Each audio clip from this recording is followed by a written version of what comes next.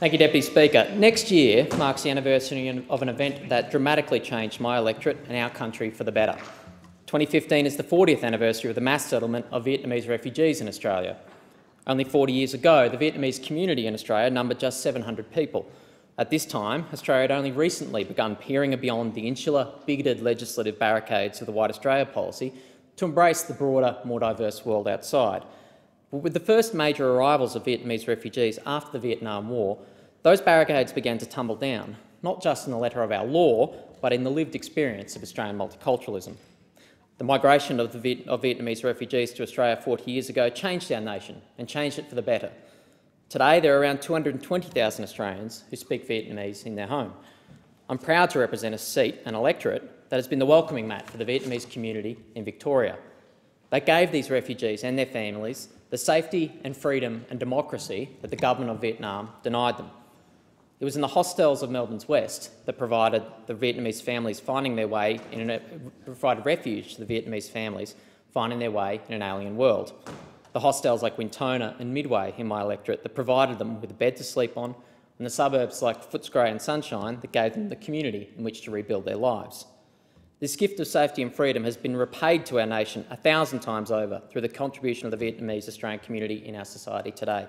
They're now the doctors in our hospitals and the lawyers in our courts.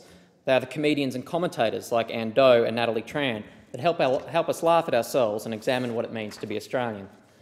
They are the writers and leaders like Nam Le, Karina Huang, Cord Do and Hugh Van Lee telling stories about the evolving nature of what it means to be Australian. Finally, they are our friends and family. The Vietnamese Australian community has had an enormous impact on the way that Australians think about themselves and those around them.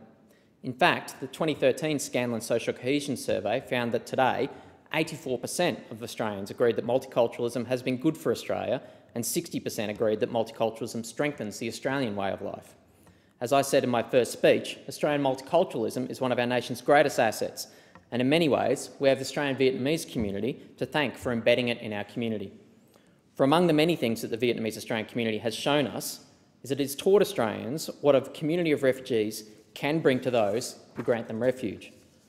That's why I also noted in my first speech with disappointment the current government's moves to cut our offshore humanitarian intake of asylum seekers down to 13,750 from the quota of 20,000 welcomed under the previous Labor government.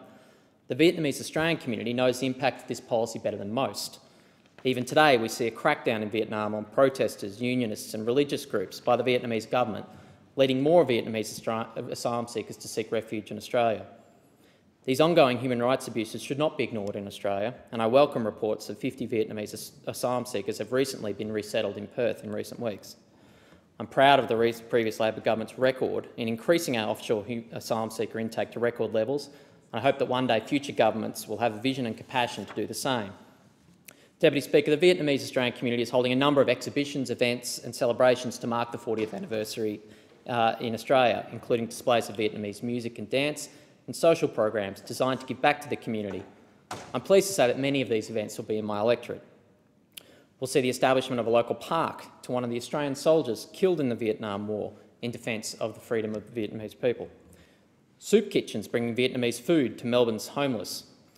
A major contribution to the Melbourne Children's Hospital, their Good Friday appeal, and publications on the history and contributions of our Vietnamese Australians over the past 40 years. I'd like to take this opportunity to acknowledge the hard work of the committee members of the Vietnamese community in Australia Victorian chapter on this agenda for Victoria, under the leadership of President Bon Nguyen, and for their vision and determination in making sure that this important occasion is not neglected. In closing, I'd like to give a personal message to the Vietnamese community of Australia. So to the Vietnamese community in Australia, I say, Tôi sang come at that go, dong noi Viet da, din got ang ak, bon chuk nam da got phong say yo nok ok phong dang. I don't think you got that right. I'm sure I didn't get it right. We're all with you.